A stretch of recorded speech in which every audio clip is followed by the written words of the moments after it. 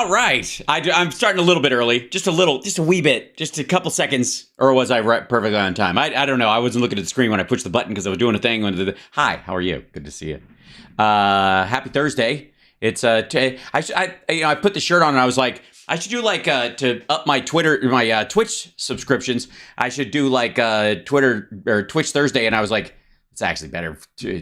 Twitch Tuesday works better. So I'm gonna have to I'm gonna have to wash this shirt this weekend and wear it next Tuesday. I think that's the goal. But in the meantime, if you want to subscribe, twitch.tv/HalSparks. If you have Amazon Prime, it doesn't cost you a dime. There, I said it. Okay, so yes, and may the fourth be with you. Yes, it's a good day to be a Star Wars fan. I enjoyed the first series, The Mandalorian. I was I haven't watched the second season yet because I've been busy.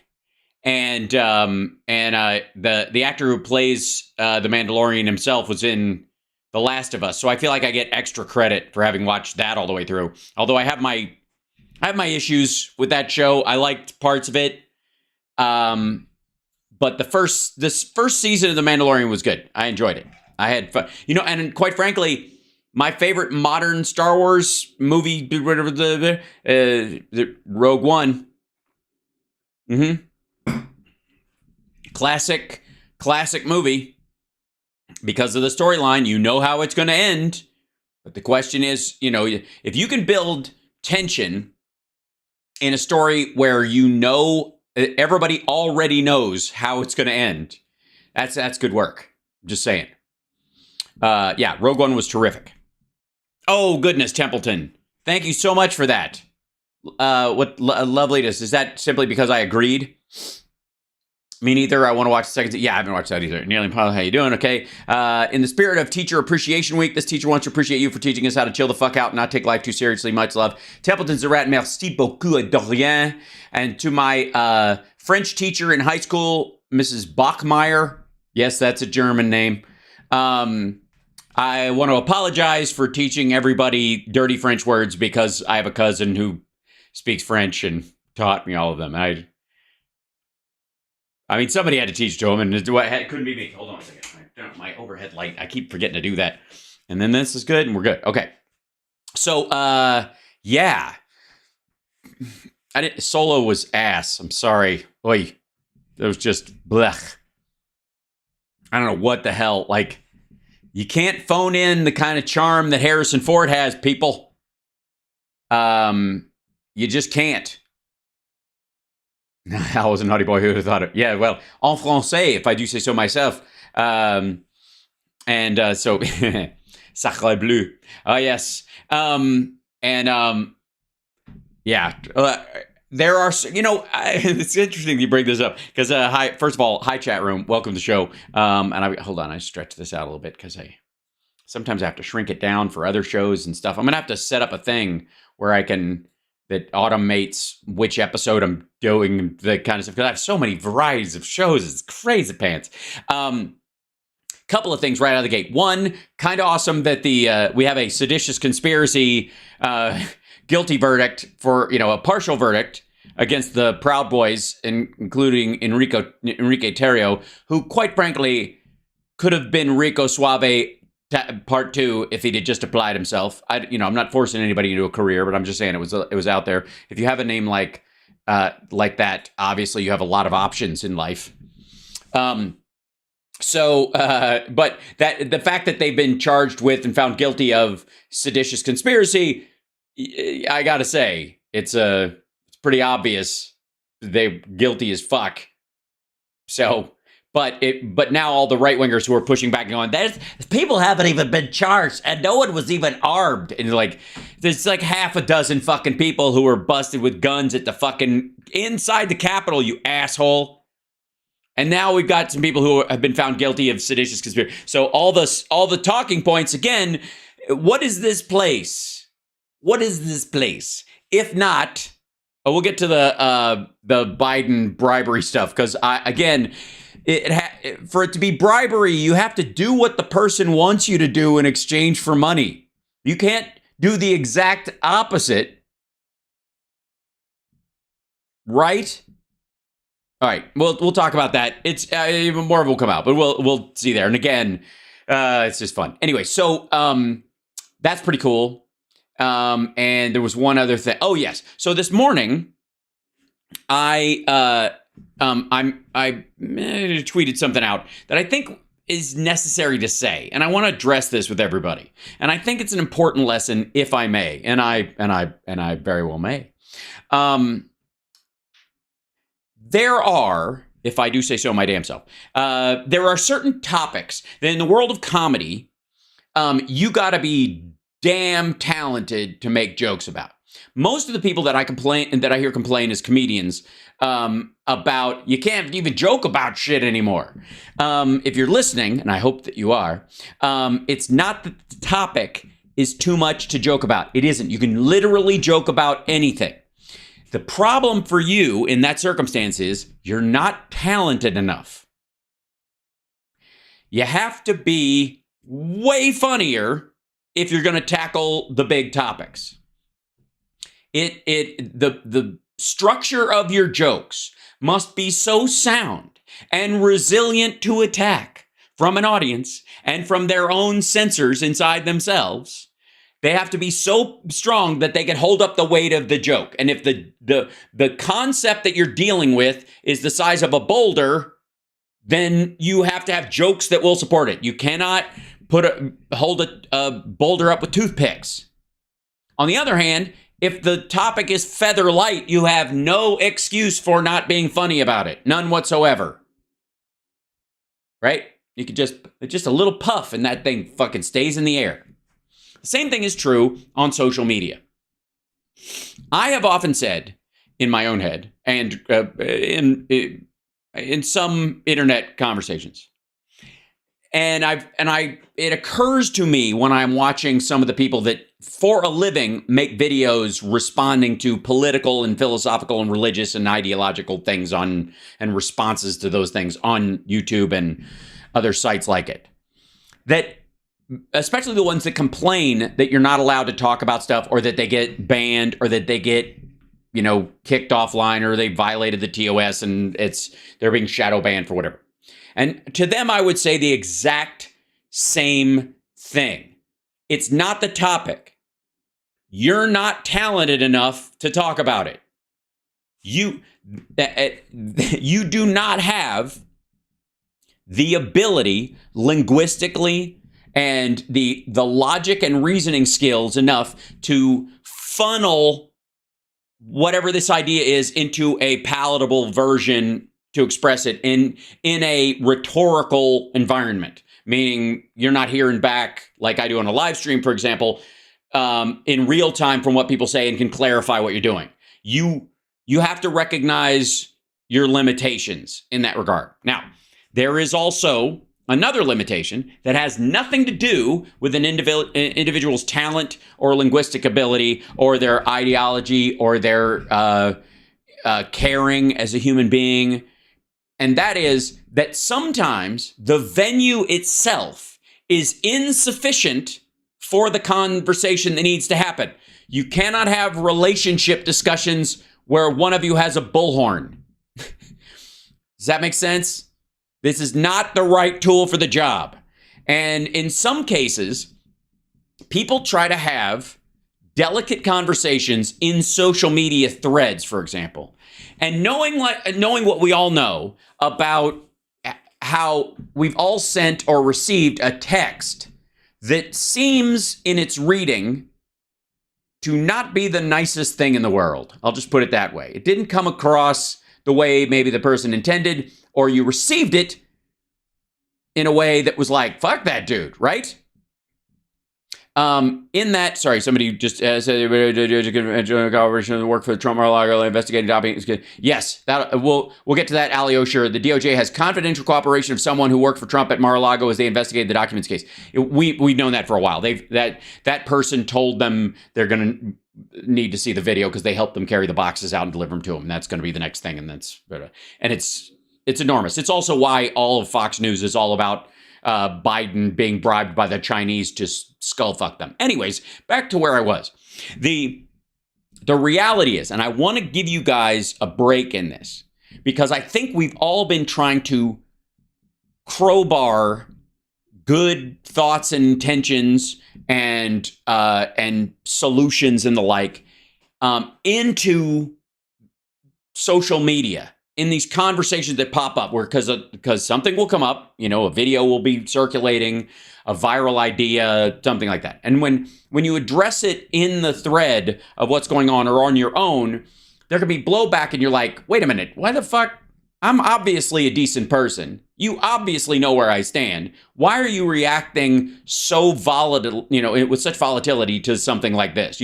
There should be an ongoing benefit of the doubt that goes on, especially with a depth of relationship. Even if you just know somebody online, I tend to give people a lot of room to, a lot of wiggle room before I assume awful on, in terms of their intentions or behavior. But the truth is, most of us react to print based on our own baggage, not what the other person intends to say, especially in short bursts. And therefore, because of that, social media, and specifically I'm talking about Twitter and YouTube and sometimes like, to a lesser extent, I would say Instagram threads, where this kind of stuff, those areas are inadequate for deep conversations about some things. You will not only not solve the problem there, but you will add to the problem, even if you mean well most of the time. And that's why everybody thinks we're all so divided and yada yada, because that's exactly the perception aspect that happens when you get a text from somebody that you're like, fuck you, what did I do? And they're like, I didn't mean that. Remember we said that thing 2 weeks ago and you were saying this and I was referencing that, and I should have put a smile emoji at the end so you knew I was joking, but you didn't, and now you've been angry with me for 12 hours. That kind of shit, which happens to everybody, even in close relationships. Imagine extrapolating that out to millions and millions of fucking strangers online. So what I'm going to do, all I want to say before we start our clips for the day is I'm letting you off the hook. I'm giving you permission, if you think you need it, to bow out of the dog piles when things happen online. Or when you see something, to give yourself, at least before your response, time to reflect. Okay? You're allowed. Because you haven't said something doesn't mean you don't care. Because you haven't added your 2 cents doesn't mean you don't care. And what I'm saying is, it might behoove you, if you genuinely care about some things, to step back, to not jump into that fray at that moment and go, you know what? This is not going to help. I know how I feel about this issue, and I will support this issue in my own way, in my own time, in my own trousers.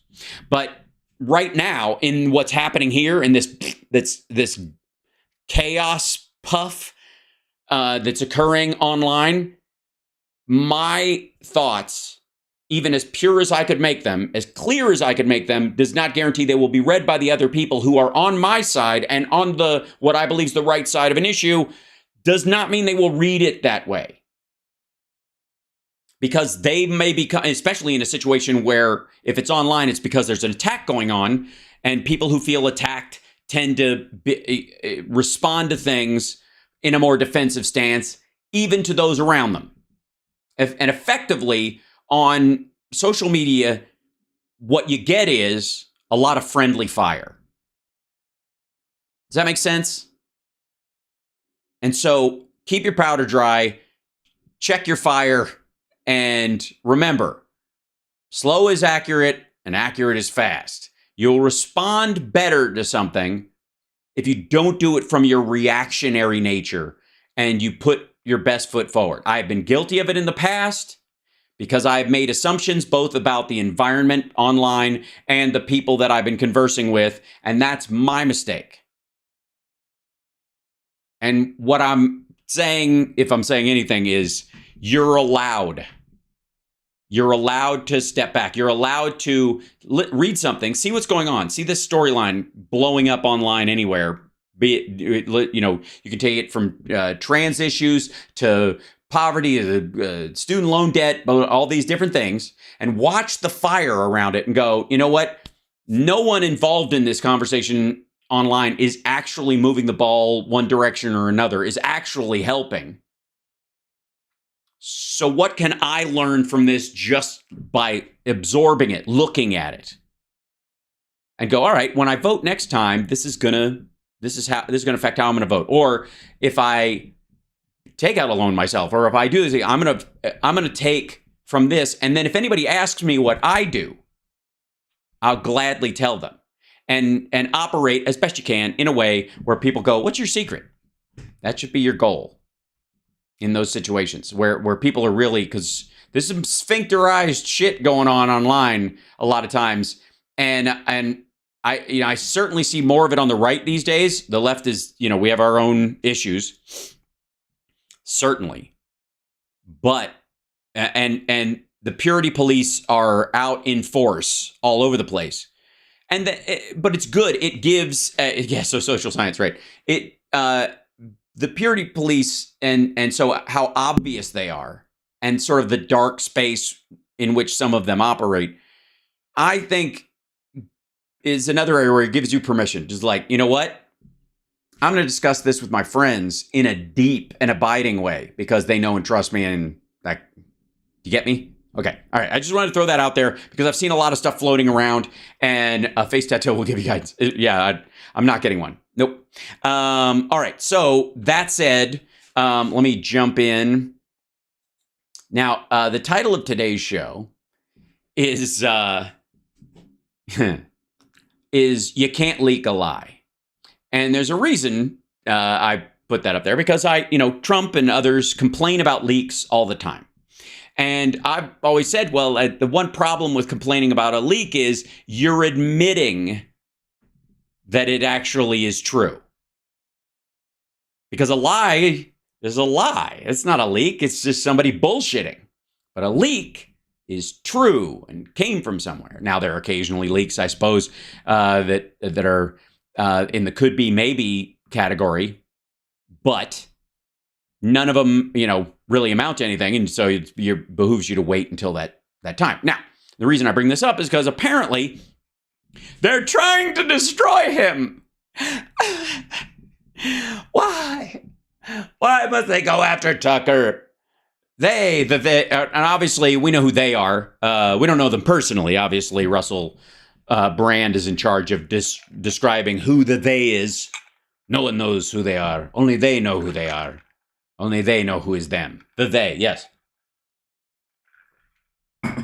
So, but the myth around this is that there are a bunch of things apparently leaking out from Fox News. Apparently, they were just keeping a fucking stack of moments Tucker was shitty, and then if he ever tries to come for the network or something, they're just, dropping them everywhere. And so the idea is that I guess Soros is paying Fox to drop shit on, I don't know, even the argument. Look, if you are, and this is to my dear friends who are in media, if you're a piece of shit behind the scenes and you're mean to people and you mistreat them and you're gross and you're sexually inappropriate and you're fucking rude and you're dismissive, or you're a straight up pig, or you're physically abusive, or any of that shit, I got news for you. It's gonna come out. There's these days, there might have been a day 40 years ago where it wasn't gonna come out.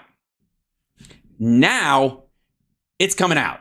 So I would say to anybody who is shitty to subordinate workers, or who is a sexist pig, or a fucking tool in general, or is mean and shitty, I would go find another line of work, something that does not involve fame, because it's going to be decades before the mythology builds back up again.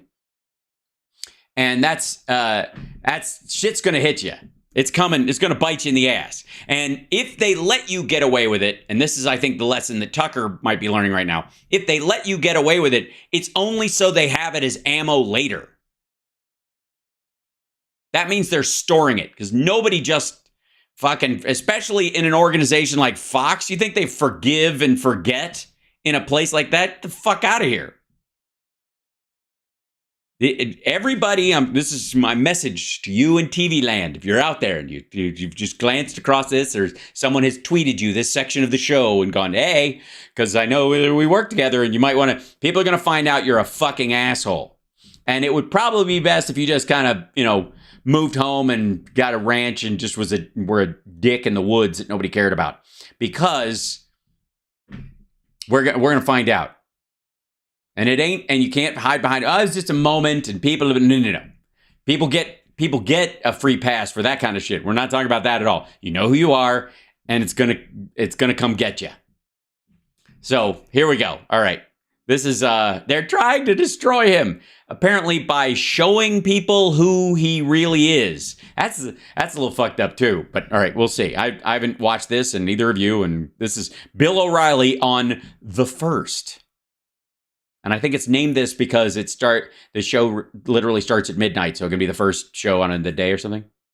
So Tucker Carlson now.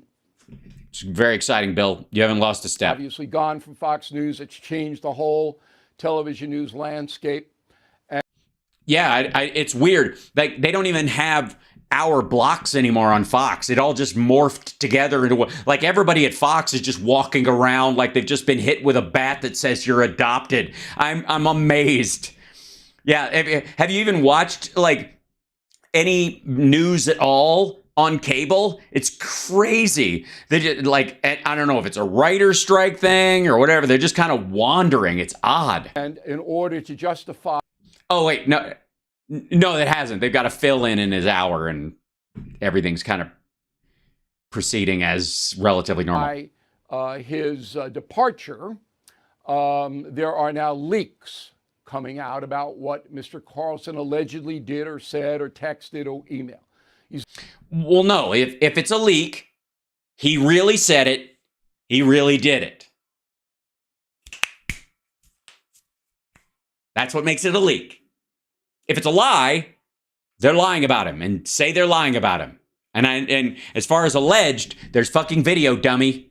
That as far as alleged, these are text messages in particular that Fox News had to hand over in court to Dominion. So they are real. There's no alleged in this, you dumb shit. Leaks are going to two entities. The New York Times, obviously hostile to the Fox News channel.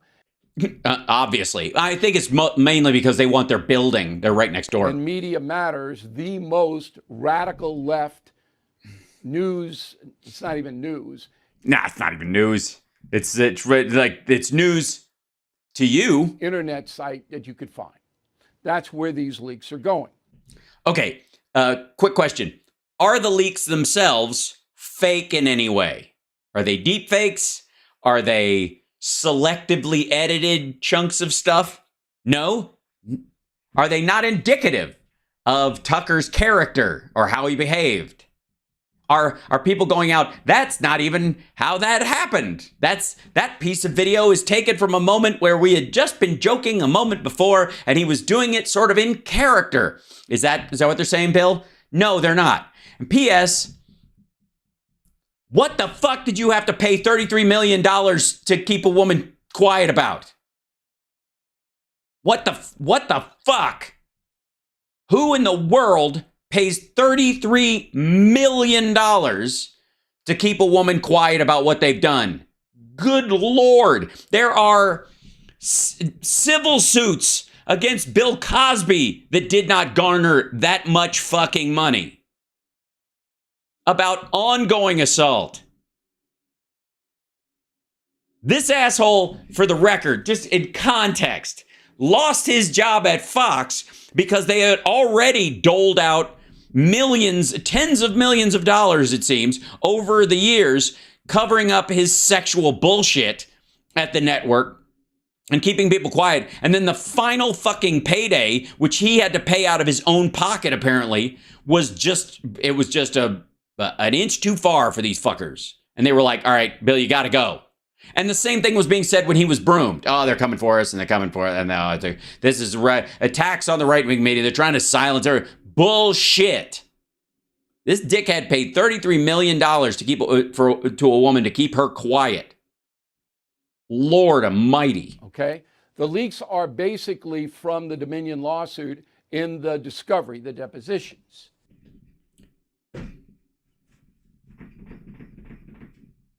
Are they readily available? Can you get copies of them from the court? Okay. And they make Carlson look bad. No. They show that he is bad, which is something you should know about. It's not that they make him look bad and he isn't. It's that they show that he's full of shit. Because again, people are leaving the Fox News channel, so the channel has to try to counter that.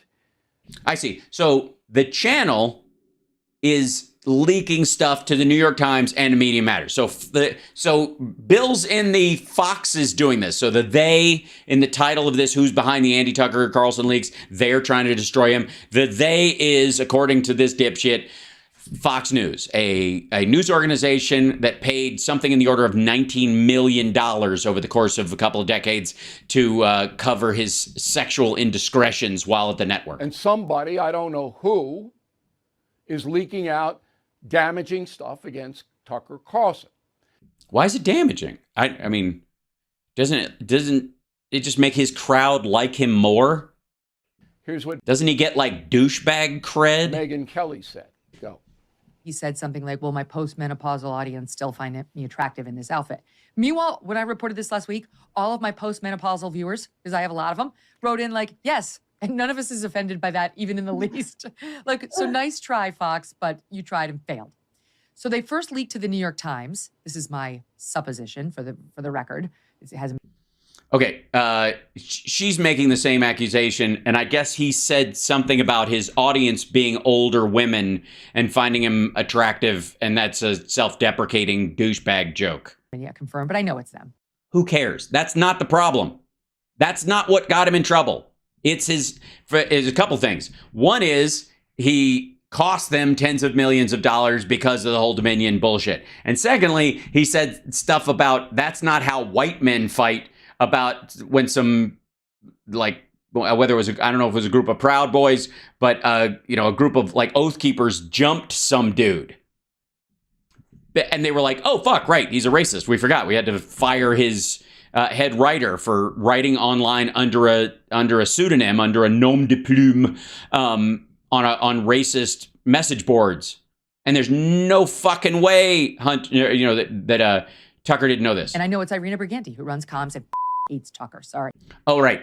So she's naming this woman now, but there's apparently a publicist at Fox who everybody at the network hates. Because, largely, she has a job to do for the network, and they're a bunch of entitled pricks. She hates his guts. So she's a good judge of character. All right, good. All right, well, we'll settle that. All right, Ms. Briganti says she had nothing to do with it. But, fuck her. Whatever Megyn Kelly says is a go. Oh, by the way, the fact that Glenn Beck had both of him and Megyn Kelly on. She left because she was sexually harassed by Roger Ailes, and he left because he sexually harassed people. The culture of that place is fucked. I don't know. Thanks, great. You could have started the video that way and skipped the clip altogether.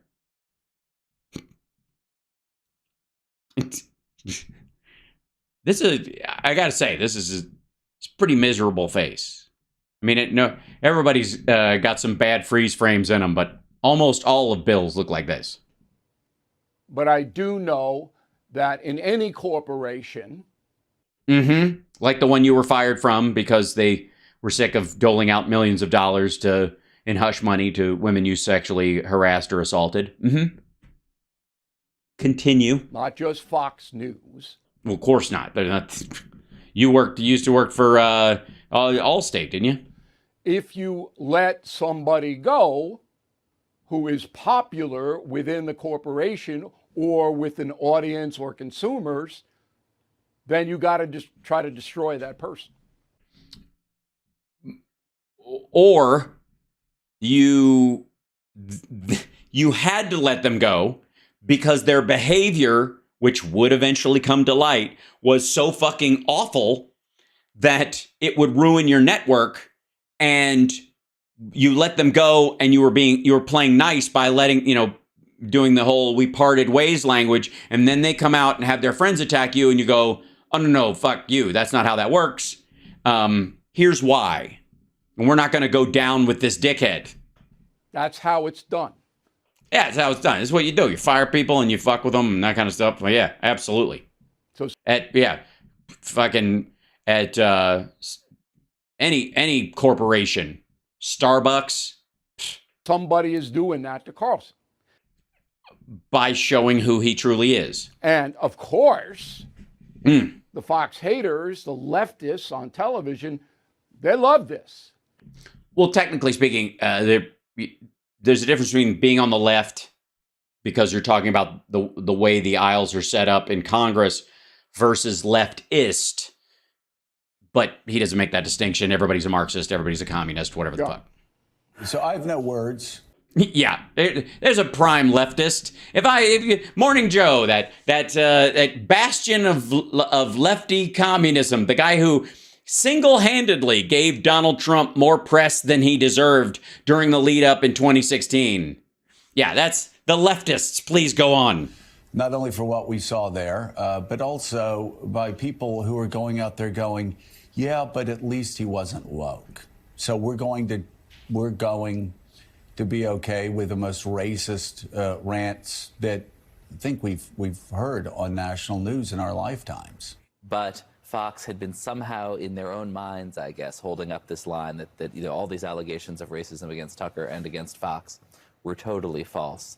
And I do think this line about this is how white men fight may have been the last straw for them there.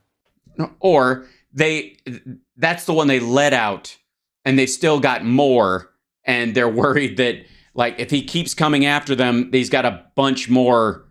They've got again, they have a quiver full of shit, because I guess Tucker Carlson is, like many second-generation rich kids before him, stupid enough to think that the people around him aren't keeping track of his bullshit in case they ever decide they have to broom him. All right, so these people don't know anything. They don't know anything. They will do it live. I don't know really what the root of this is, and I don't know. Great. Well, I'm glad we settled that down. So how do you know they're not right? If they're wrong, you have to have a reason to think they're wrong, other than you just think everybody's wrong. All right. I can suspect, but Yes, as can we.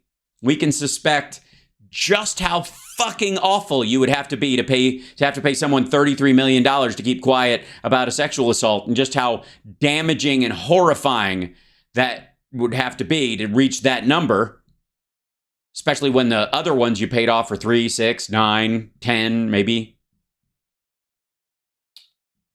We can make all kinds of speculations about that. I'm not going to report that. Then what the fuck are you talking about? Is that what we do here? What do you do here? I'm still not sure. We've watched 3 minutes of this 4-minute and 43-second clip, and I'm still not sure. All right, but you should know what's going on. You're right. I should. You should know what's going on. You should know what's going on. Which is what, sir? The chairman of the Fed is promising. Oh, Jesus Christ. What's going on is an ad for fucking gold. That's what. It's a minute. Holy shit. It's almost 2 minutes of this shit. Please tell me there's he didn't end with this fucking. Yeah, that's it. That's the fucking. Oh, God. I walked into it. I should have known better. Should have known better than to let you go alone. Times like these, can't make it on my own. I think, and I don't know how much I can, if I can see, it's going to be difficult. I'm pretty sure I can say I know that there's not going to be a gold ad. Nope, not that one. In this one. No, in this one. Well, let me show you the real. You want to know what's really happening at Fox News right currently, genuinely? They're grooming this douchebag to take over Tucker's spot. They've been like a couple of the people there have been like out crueling each other to see who gets the slot. And Kilmeade is the sacrificial lamb because it'll give him the slot and because he's got to show up 2 days for work and blah blah blah. But they're trying to test to see if Waters can take over the spot and because he can be just as douchey and he's not going to do a special on fucking ball tanning. So they feel better about him and they know what they're getting into. Because while he'll shit on other races, he doesn't promote being white in the abstract ever, at least not in any recorded fashion that we've seen so far. All of his sort of supremacist views take place in him just shitting on other people of different colors and different ethnicities and the like, without ever boosting himself up. Because I guess it's because it's why bother even saying it, right? Do you even have to? All right, so this is fascinating because obviously Biden is running for president again. Jesse Waters, Biden is meant to block Trump from the White House. Is meant to block Trump. This is the 5 discuss President Biden's lack of momentum in his 2024 campaign and Joe Biden's role in his decision to run for re-election. So the idea is that he's not there to win the White House. He's there to stop Trump from winning, which he can only do by winning the White House again. All right, so I'm sure it'll be full of douchebaggery. Here we go. Biden 2024 is off to a rocky start. Oh, it's terrible. Yeah, I know. It's slow out of the gate. Unlike Trump's, which has been fucking magic. Democrats are less than enthusiastic, and I'm good. I'm going to vote for him again. I'm fine. I don't have a problem. Also, they also don't recognize people just getting on with their fucking lives and then we'll vote next time and that'll be that. We don't fucking have to clamor and kiss his fucking ring or bow before him. He's a fucking human being doing a job. We're good with that.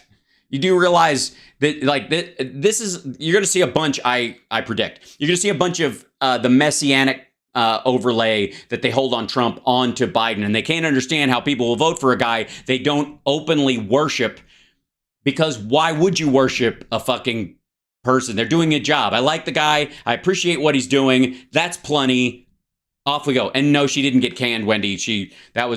They lost Tucker and Bongholio, but they kept Judge Jeanine. bad headlines are she already lost her show earlier.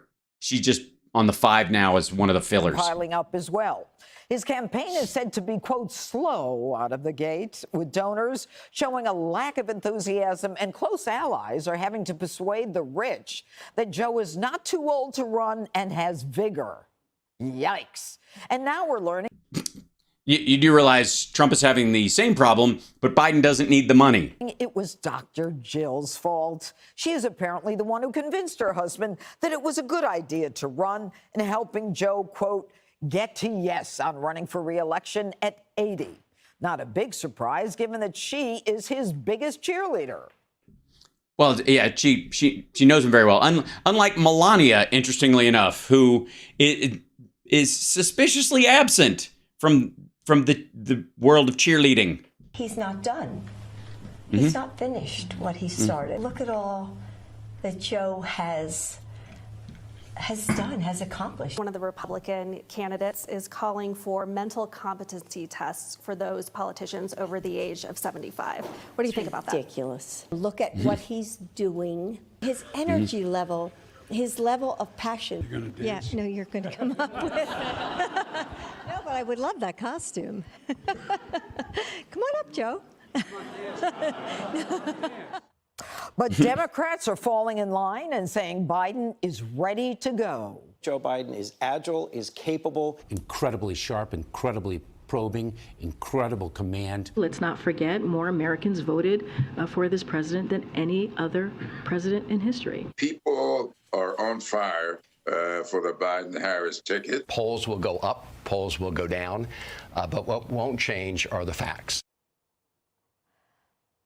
I don't even know. There's a weird moment. I mean, they're coming back from a clip, so you give them a little, a little bit, but they all seem sort of frozen in the idea because they spend all day, every day dressing Biden up as the most evil person in the world, but also incompetent. Again, he's a master thief and the head of an international crime ring who can't find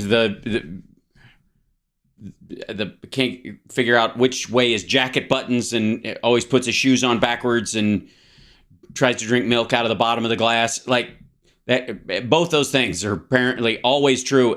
It makes sense that they have a bit of cognitive dissonance in talking about him, where that they come back from a clip like that and everybody's kind of momentarily frozen. How to start, but Dana, I'm going to start with you. Okay. His energy level, the level of passion.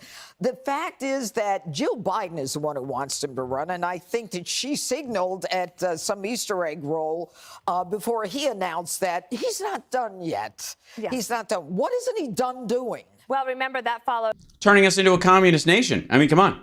He's trying to make us communist by joining, or he's doing there. No, wait, I'll get it. We're going to become communists because the banks are, other banks are absorbing them. Because the government is making all buy American. That's what it is. It's communist to buy American. I'm going to go with that. That was the State of the Union address where he kept saying, finish the job. Yeah. And then I think it's very curious. I do not understand the communications decision for wanting this story out there. So if you... Or people are just looking for the angle of Jill Biden and they decided that in the Politico thing, because it's not like they're doing a full court press. Karine Jean-Pierre didn't say this at the podium. What the fuck are you talking about? If you want credit for being influential, you would put it out there, I guess. But you're also the one that could be the one to blame, because Biden for the whole time has been saying, I intend to run, but, I'll tell you when I'm ready. Now we get the story that she had to convince him to. And No. The story that's coming out and get the... All right. We've dealt with this with fucking Trump and his idea that, Melania is our great first lady. I haven't seen her in months. I don't know where the fuck she is, but she's so good. And everybody loves her except me. And I don't know where she is. Meanwhile, the Bidens are part of their image and part of what they're putting forward. And part of their genuine story is they're a family.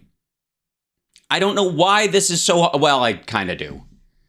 Because I don't know, none of these people look like they have any deep, abiding connections in their lives. It's very strange. I'm glad that she's his biggest cheerleader. I think that anybody who's married should have that in their relationship. That's great. But I guess the question then is, why does Melania hate Donald so much? But I also think that there are just some things that the president is going to have to do himself. It is not... Yeah. He knows this. That's why he ultimately made the decision. Even that article says helped him get to yes, because he might have, the only thing he might have said I'm not sure about is how the family's going to take it. Because I love you guys. What do you think? Not enough for people who like him. Hold on. Maybe it's the story. Hold on. Let's check this out. Because, Dana Perignon over here. Let's see. How... what was it? How Jill Biden helped get to yes, something like that was the general name of that. How Bill? Yeah, here you go. This is the article. How Jill Biden helped Joe get to yes on running for re-election at 80. She's the not so secret weapon behind her husband. And unlike 4 years ago, she didn't have a reservation before he chose to run. 4 years ago, she was hesitant about her husband making a White House run, fearing the toll it would take on him and the family. In the months before Joe Biden finally announced he made the relationship, she had no such reservation. Privately, the First Lady encouraged her husband to run again while giving him the space he needed to process the decision in the way he traditionally does, with extensive deliberations, consideration of the burden it would place on his family, and a bit of classic Biden hemming and hawing. She was involved in all the high-level discussions around the decision, giving counsel when she felt it was necessary. She is usually in the room when senior campaign staff are presenting strategy to her husband. She will ask questions, but she never weighs in on the decision.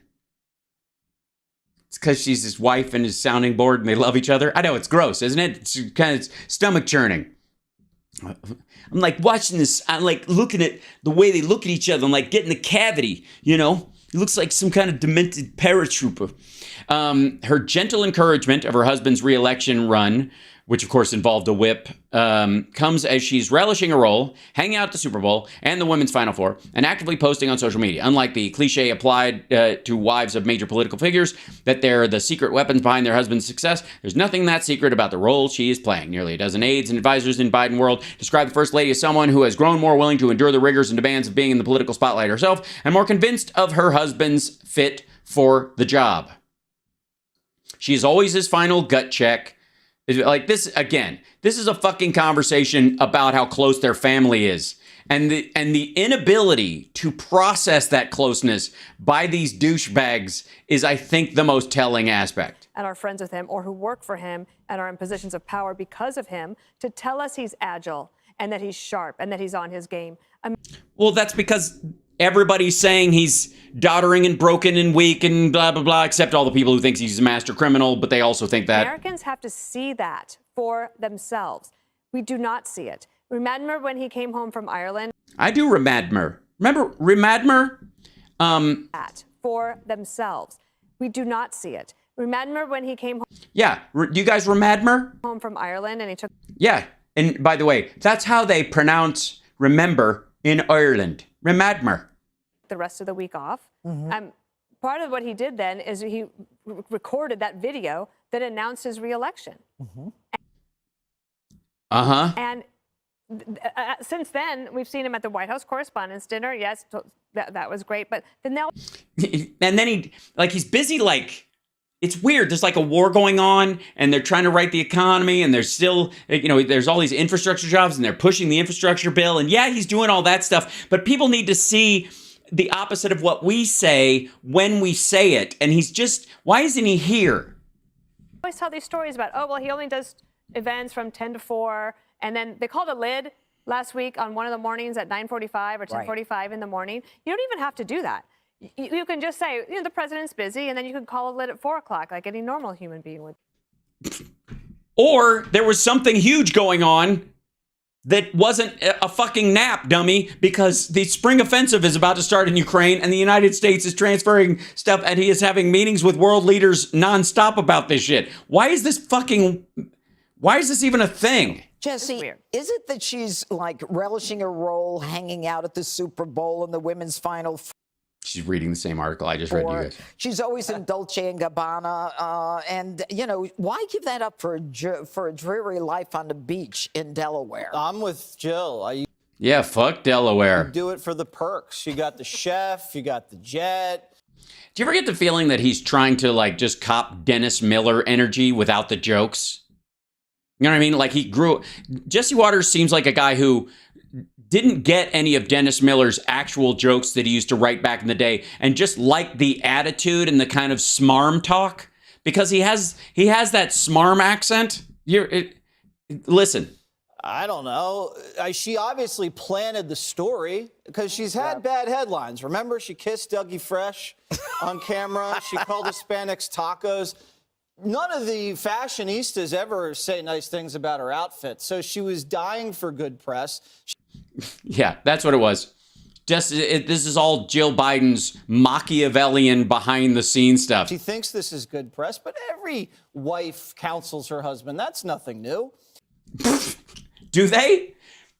Only in these weird, douchey left-wing relationships, though. Obviously, Steven Crowder's wife would like a word. I was on paternity when he announced his reelection, and I didn't even hear about it. It did not break through at all. A lot of other news broke through when I was away. That didn't break through at all. What do you mean, the Trump rape trial? And think about that. The guy made no splash, and it's probably because he took all the drama out of the announcement. Remember the last 10 months? I'm probably going to run. I haven't announced it yet. Yeah, it's almost like the campaigning part is less important than doing the fucking job. And it's way ahead of schedule. Okay, that's exciting. And then he told Al Roker at an Easter egg roll he was going to do it. So when he finally did it, everybody was bored. Permission to make an analogy. Yeah. Joe Biden is like a... Hold on. I'll decide whether this is actually an analogy or not. Nose tackle. He goes in there on short yardage situations to plug holes to prevent Donald Trump from getting into the end zone. That's it. He takes up space and he's there on 4th and goal. And then it's weird. I've never. Secondly, is Trump like the quarterback of the other team who's apparently getting his ass handed to him by the nose tackle? And secondly, in this particular instance, Biden, if you're going to play this analogy out, apparently was able to make and receive passes that Trump was unable to do while just being a nose tackle. Get the fuck out of here. Waddles back out onto the sideline. The guy is not an after what? Spiking the ball in the end zone? Offensive star. He's not dynamic. He's not going to put points on the board. Points on the board? Is it still infrastructure week? You dipshit. Basically a wall around the White House so Donald Trump can't jump in. Okay, so he didn't have to build a wall. He is a wall. I am that wall. He doesn't do anything. He just sits there and blocks. That's it. Really? And Trump's that weak? That he just gets, you don't even have to blitz this dumb fuck and he fails that bad?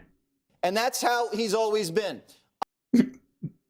He's always been that when he decided to not be a wall and let Hillary run. And then when he did decide to be a wall, Trump, I guess, tried to clear him and smashed into it.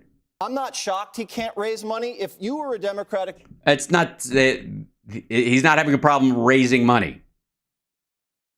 That story about the convincing rich donors to be all in, that's an early conversation. That's not a problem. Would you give money to Joe now or would you wait until next year?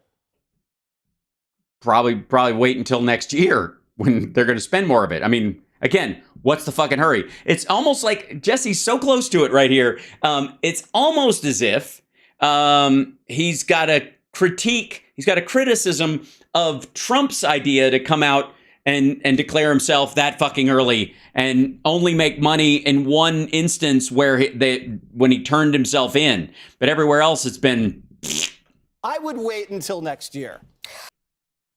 You're not going to give him money at all. And you're probably not going to donate to Trump either. Okay, I'm going to ask you, since you're a new mother. Now, a senior Biden advisor describes Jill as a wife, a mom, a nana who does everything she can to defend her family. What kind of nana doesn't recognize her 7th grandchild? Asked and answered. No one thinks that it's okay that this kid is being... Oh, sorry, I just hit your cup. Is being you took ignored. the lid off it. Oh, there's another lid. Lid at 521 here on the 5. No one's going to defend that. It's... Oh, this is... there. By the way, they're talking about Hunter's illegitimate kid with this woman and that they're not... That woman wants her to take the Biden name and blah, blah. And they are staying out of it. Jill and Joe are staying out of this thing with their adult son and his... I don't know even if it qualifies as a girlfriend or mistress, those women he slept with and had a baby with, they're staying out of it. And the whole idea of whether it has a Biden name or any of that kind of stuff is kind of none of their business until they work it out. And there's a court case going on right now.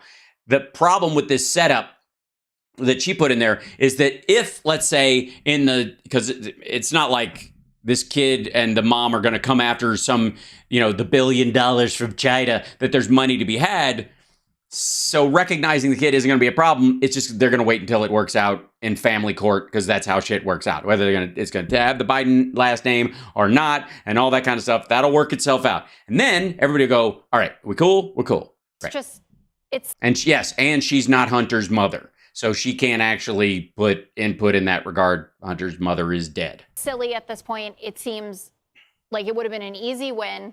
People's families are weird and strange, and you just say, my son had a kid with this woman, and this is my 7th grandkid. So okay, but the question really is, why not admit it? I know what you think they should do. Made a calculation that it was not going to be helpful for them, or Hunter said, no, I don't want this, I'm not doing it, and they tiptoe around him. They've coddled him through all of this and just said, my son is perfect, my son is perfect, instead of talking about it in real terms that the average American can understand. We have a son who struggled with addiction. He's overcome this. Okay. Can I say something about politics, though, since I'm just repeating myself for that? To Jesse's point about, he's just a wall keeping Donald Trump out. I obviously think he's done a lot more than that, but it is important that he is the gatekeeper for that. And there have been a slew of polls that came out this week from Republican pollsters, from Echelon Insights, from WPA Intelligence, people who've worked for Ted Cruz, like real conservatives, that show Donald Trump losing to Joe Biden in every single swing state and on a national level, but Ron DeSantis winning. And there's a chorus of moderate Republicans, even people who were pro-Trump before, that are just saying, we will lose if we renominate Donald Trump, and he is the front runner right now by 30 points on average. And Joe Biden. Yeah, I don't have I'm only stopping her to just enjoy and bask in that moment. Being the gatekeeper, keeping Donald Trump out of office when it looks like he's going to be the candidate, is what Democrats care about most, and why he will have all the money that he needs and all the support that he needs for this race. Greg, how would you wrap this up? Well, certainly not with jokes. One thing, just to Jessica, Joe will lose to Trump if inflation doesn't get under control or we go into a recession. He will lose because No. And by the way, define under control. Because American spending has not gone down. As a matter of fact, it's one of the reasons why the Fed kept going with its interest rate hikes, is because Americans are still spending a shit ton of money. you're going to need somebody with an economic sense that. Well, I guess then why would you even mention Trump's fucking name? Joe Biden doesn't like. I'm workshopping a joke, though. I was thinking. Oh, God. First of all, as a comedian, for real, and it's one of the only jobs in the industry that where the title itself or the existence of the job is indeed debatable. You can call somebody an actor, even if they're a bad actor, but there's no such thing as bad comedians. They're only comedians. Other people are just not funny. You're not a comedian if you're not funny. Just for the record, it's an important distinction. Case in point, Greg, Gutfeld here is not funny. And he's going to workshop a joke right in front of us. This is him, I guess, wussing out on his own comedy. Can I try it out? Yes. Why is Joe Biden like a bad open casket? Why? A bad open casket. Why? Because you have to keep calling a lid. See, I don't know. Oh, for fuck's sake. Because you have to keep... Jesus Christ. Look at the look on his face. Like he thinks he's going to salvage it by being cute or something. Ugh. What a bunch of shit. No, I'm not sure. Calling for a lid, I don't know. I love the so-called positive adjectives that are used to describe Joe. Like he's capable. It's like something you'd say about somebody who just had a head injury. Jerry's capable ever since, the head injury. It's surprising. Or, he's very agile for a man with no feet. It's something you would say. So it makes you think he's incapable and bumbling just... Or they're pushing back against the nonstop he's old shit from assholes like him.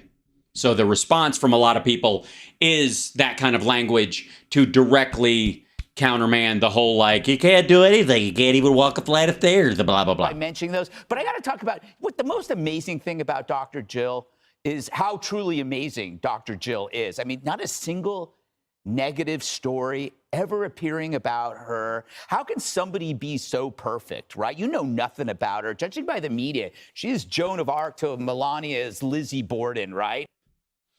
He wrote that part down. Look at him. Look at his paper. Joan of Arc to Lizzie Borden. By the way, Joan of Arc was a killer and rather butch. I think comparative analogy, and obviously he's been taking lessons from Jesse, would be Mother Teresa to Lizzie Borden. That kind of, never mind. And it's totally predictable because the media always protects its own. And yes, and she's, she was obviously a big host on MSNBC for years. Jill belongs to them. She belongs to them. All right. And I don't blame them. I'm sorry, was she on the covers of magazines or inside them in flagrante delicto? She is a doctor, which is great for Joe in case of a medical emergency. She's not a medical doctor. She can read to him. Well, that's the other thing, too, is it's hilarious that people can have a doctorate in something and you call them a doctor even though they're not. Like, it doesn't Sebastian Gorka call himself that? Yeah, she's got an education degree. I'll get 100 emails saying, why didn't you say she's not a doctor? She's not. But she is a true education doctor. Yeah, ahead. Also, this is such a weird hill to die on. Their inability to sort of process that doctorates exist as a status thing in a myriad of different intellectual, philosophical, and material pursuits. It's so fucking lame. The Biden administration is sticking it to blue-collar workers everywhere in the name of their green radical agenda. That's right. Brian Kilmeade. Oh, yeah. No one cares, Brian. Yeah. Next up, the green tech destruction of everything is just destroying it's terrible. All right. I don't even know where to go for the stupidity. The next one, I'll go shorter on, I'm going to go in the order of, I don't even know how long this fucking is. Okay. So occasionally we'll get to double dip on the show. Occasionally we'll get, where we're like, do we go deal with this douchebag or this douchebag? And then in other cases, the douchebags get together and we don't have to, it's one-stop shopping. For the record, that's Steven Crowder. That's the guy who's on the receiving end of like a right-wing ass rimming from this guy to cover for the fact that he's apparently showing his dick to people at work and screaming at his wife. That's the guy. That's that guy. And of course, apparently they're circling the wagons on the right. This part of this, I guess, is why they're getting together. I mean, if that's where you're running to, it's one thing. But I think actually, from the look of this, Alex Jones is in Steven Crowder's studio because that's the background for Steven's desk. And this is the chair in the other side where the guests or the primary, mook or whoever he has on there sits, right? He'll bring on, Nick DiPaolo or any of his like comic friends or whatever. And they sit there and they just kind of do color commentary, right? It looks like that's where they are, but we'll see. Well, the one thing I would caution with Tucker Carlson is make sure you have the right people around you. And you know what? This is one of the... Yes, give him some advice. Yes, Tucker, make sure you have the right people around you, like a wife who will take your shit and staff who will let you show them your penis. Those things often, even when we hire here, and early on, sometimes we made some where you would just have like hiring firms and they would say, as long as someone's qualified. I said, nope, they've got to be on board with the cause. They've got to be on board with the beliefs. That's first and foremost, regardless of. Yes, you're going to work for a douchebag. It's important that you're a fellow douchebag. Agreed. As a matter of fact, I would argue when this article came out about what a shitheel he was at work, in defense of that situation, you know who you went to work for. It's like going to work for Alex Jones and complaining you're getting screamed at. Sorry. People, like the concept of so desperate for a job that you went to work as a gopher for Steven Crowder and you didn't like the language you heard off air. No. We have too many jobs open. No. You wanted a part of that, but you just didn't feel included, so you decided to out-douche him. Technical qualifications, because if you have people around you who don't agree with your vision of freedom and your idea of freedom of speech. Right, and once Fox fired his head writer for, posting on racist message boards under a fake name, that should have been a warning. those are not people who. No, I totally agree. But the issue. No, I'm totally here. So I think it might be a good thing in that he's freed from the shackles of Fox News. Which, if you yes, it's slavery. Really, I think it's a great analogy. He was a slave to $30 million a year or wherever the fuck he was getting. Probably look at some of these leaks and him complaining about Fox Nation. What I see, we talked about that, is I've been through this, by the way, right? True North for me is always the viewer. It's always the Well, Rumble is meaning well, and they're great, and they're not censoring. They've done a great platform, but when you send them 3-4 million people at once, they can't handle it. Only YouTube can handle it. They're upgrading. They're dealing with it. Yeah. You bitch on air. Like, I love you, Rumble, but God dog it. But you know what the difference is? They go, yeah. I love you, Rumble, but it's shit. You're really just shit technology, and you're doubling the numbers, and you're faking how many people are there. And you talk about what a shithole it is, and how they, it's great you get these 3 million, 4 million people, but you can't. None of them can watch it all at once. And even then, what was I talking about? We're doing this. We're patching this. We're trying. Whereas I've worked with other companies, and of course, people can take their guess. No, you heard him. Fox won't fix it. Yeah, they're not interested in it. There are people who are interested in separating you, the viewer or the listener, from your dollar, right? Yeah, he's sitting right across from you in your studio, selling dick pills with lead in them. Just for a profit. And then there are people who are looking to serve you. I can say this about Alex Jones. He's looking to serve you.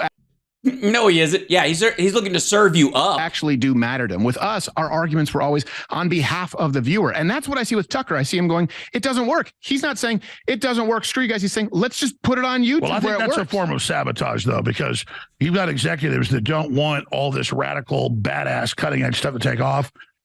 Yeah, the whole point is they're trying to kill independent media by maximizing the size of their audience, which I would never do at the expense of anybody else. And they won't allot the servers. By the way, you're watching Hal Sparks Mega Worldwide. Like, subscribe, give a thumbs up, support the show. We have over 50,000 subscribers. Real human beings. Not bought. Not faked. Not a server farm in India or anything like that. Just, I don't know why I felt like bringing that up, but. When Tucker sends 1 million views. I don't think it's sabot. Look, I don't think they know how to make it work. Look, I've used Fox Nation. I don't think they know how to make it work. It's just not very good. So you agree with his criticism of it because it's ass, and you think that his release that they're going after him to release. All right, never mind. Is this the same shit where he does the looped? It is. He's gonna. Why the fuck he's sitting? All are under attack right now because we've got the biggest shows, and yeah, that's why we're doing great. That's why we're on Rumble, which is ass. Trying to see Fox News working and leaking these videos off the satellite feed of him. Yeah. He's not supposed to disparage anybody under his contract, but they're openly disparaging him. What do you think's going on? Well, we talked about it on our show. You have a little more inside baseball. Look. Yeah, because you've got a satellite dish. What the fuck are you talking about? This is what happens, right? It's a soft way of attacking people. It is. It's gentle. It's the light caress of an attack. Disparagement. And by the way, you have that anywhere. I think every time you come in here, there's an NDA because you can't tell people where our address is, right? And people want to harm folks. So I understand the reason for it, and I think they're important, especially in the realm of comedy and creativity. But you can't have an NDA with somebody and then you attack where they live. No, you can't have a non-disparagement clause and then you do that. But you can if you say, I have no idea who leaked this. And then if you have no idea who leaked it, you have no idea who edited it out of context, which right, that's what it is. And that's the thing. It's edited out of context, and it was leaked in that form. Just the whole thing came out, and if they would just show all of it, it'd be... Just what could be... And by the way, with Tucker, my guess is they probably have something worse. They're hoping people defend it, and then they have something more embarrassing. Exactly. Uh-huh. So that... is that him giving the finger on screen? You have no idea who leaked it. You have no idea who edited it out of context, which is what could be... And by the way, with Tucker, my guess is they probably have something worse. They're hoping people defend it, and then they have something more embarrassing. Oh, and that's, by the way, that's him saying, hey, media matters for America, go fuck yourself. None of that would hurt him with his audience. As a matter of fact, that's a clip that Tucker would release. Exactly, because what they put out is not bad. No, honestly, it's not bad at all. If anything, they put out a redemption arc when you read his text. I apologize. It is a redemption arc. It's true. It's one of the best origin stories in early evening opinion-based cable news. As my dog is licking himself right next to you. I know it's incredibly distracting. No, well, the dog's really nice. Yeah, I know. But hey, Joe Lewis, come on, stop going to town. We're talking about gender theory here. He's just... Joe Lewis, I got treats for you. Come here. Oh, come on. But you don't, though. I gave him some We food. live by his mercy. Don't you just think about when we live with these wild boy beasts? right here, boy. Talk about that, how we've domesticated animals. If you want to talk about proof of God, these are our eyes and ears. I mean, I have an alarm system, and this guy detects something long before the Ring doorbell just decides to glitch out. With Tucker Carlson, look. Yes, proof of God that man negotiated a food and safety relationship with another animal. And none of the other ones. I think are you saying that the people who cry out and in anger at God while they're being eaten by a shark are just they're unappreciative, or they lack faith? This guy, and I will say this. There are several things at play here. Here's the deal. I do have a concern with Tucker Carlson because he is leaving a platform where the median viewership is like 72. A lot of them don't know where to find the internet. And podcasting is difficult to do. As you know, it's very different when you don't have a whole team of like 46 writers, right? You have producers, you have people who help you. And you have to pay for the infrastructure. You have to pay for the infrastructure. It's Or it's a fucking podcast. Just talk. The infrastructure. Jesus Christ. You're swimming by yourself. So I don't know how he will do, but I think he's a power. He's independently wealthy, dumb fuck. He's been stacking millions on millions for the last decade. Powerful enough voice that he certainly has a chance at bat. What they're trying to do right now is eliminate his chance at bat before he gets started. Exactly. And what's ridiculous is your show, this conversation, your shirt, your weird thing with the dog where you tell the dog you have a treat, and it's bad enough when people fake the throw. They've already lost half their viewers over this because it had bigger numbers than they were claiming. And yeah, they lost, they stopped paying for the bots that watched his show. He's begging to be let out. You mean Jesse Waters isn't bringing him in like Tucker Carlson? I'll be right back. No, he's not. And so this is their idea. Well, let's hurt Tucker. Even if they brought out real stuff that was bad, it would help him. But bringing out the stuff he's talking about is we shouldn't have white people ganging up in gangs and beating people up. Yeah, that's not what he said. He said that's not how white people fight, as if, I guess the extrapolation is that the implication or the inference on his part would be that that's how everybody else does who aren't white, and there you go. That's not very nice. We shouldn't beat up Antifa even though they gang up on people and do that. Yeah. When you've got an epidemic of black on white crime, we don't blame all black people, but there's a minority of young. Oh, fuck off. Like, these douchebags. Nah, I'm done. Like, the idea that we're actually going to garner anything of worth from those two assholes. Ick. We will enjoy for just one moment that it has come to this. Alex Jones, who's lost $1 billion, and Steven Crowder, who's lost a big chunk of his crowd, ironically enough, I suppose, and is dealing with the entire, right-wing indie media sphere joining in the dog pile on him right now, or all they've got is each other. So we can just kind of just enjoy that for a second. And then let off some of the tension. And again, this is a situation where these people were supposed to be winning. If you listen to them, beyond 2020, the last election was going to be the fucking turning point. The American people have stood up. This is it. They're sick of Joe Biden. They're sick of this thing. And the border and all this guy. The world is terrible. And inflation and all these headwinds should be filling their fucking sails. And nothing. I just think it's great. Meanwhile, we can... there is a point of confusion where the right wing has been selling this idea that there are two different justice systems, one for Democrats and one for that they use against MAGAs and blah blah blah. The attack on maggots. And then this weird story comes up, and we'll see what he's referring to. This is the mess is talking about the Biden DOJ actually decides to go after leftists.